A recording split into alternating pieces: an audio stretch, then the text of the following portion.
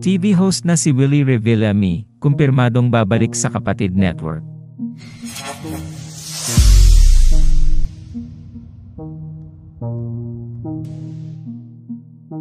Tiyak na ang pagbabalik ng TV host na si Willie Revillame sa TV5.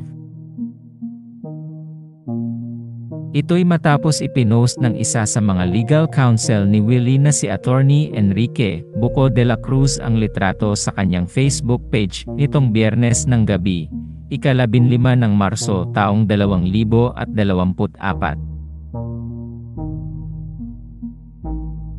Kuha ang larawang may caption, "Nawawawi sa TV5, sa opisina ng Signal TV." Kasama ni Willie sa litratong iyon, sina Attorney de la Cruz, at ang TV executives, na sina TV5 President Guido Zabalero, MediaQuest, at Signal TV President Jane Basas, at MediaQuest Chief Finance Officer John Andal. Nakapost din ang larawan ng 5 sa official Facebook page ng Wawawin na may caption na "Breaking News." Mga big boss ng TV5 at si Kuya Will, nagkita. Ayon sa ulat ng pep.ph, wawawin pa rin daw ang pamagat ng show ni Willie sa Kapatid Network, at mapapanood daw ito pagkatapos ng noontime variety show ni Tito Soto, Vic Soto, at Joey De Leon na Itbulaga.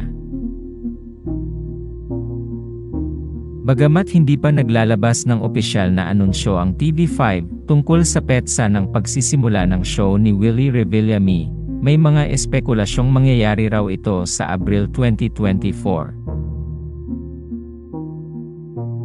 Ibinalita rin ng pep.ph na malapit na raw kasing matapos ang studio na ipinagagawa ng veteranong TV host sa Santa Lucia, East Mall, Cainta, Rizal.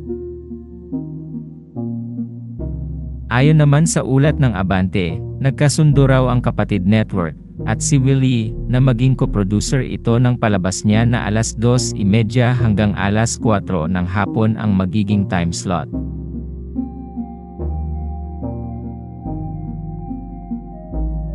Ibinalita rin ng Abante na sa ikalawang linggo na raw ng Abril pipirma si Willie ng kontrata sa TV5.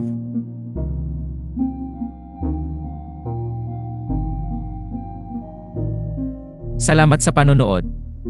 Huwag kalimutang mag-subscribe sa aming YouTube channel, i-like ang video na ito, at i-turn on ang notification bell.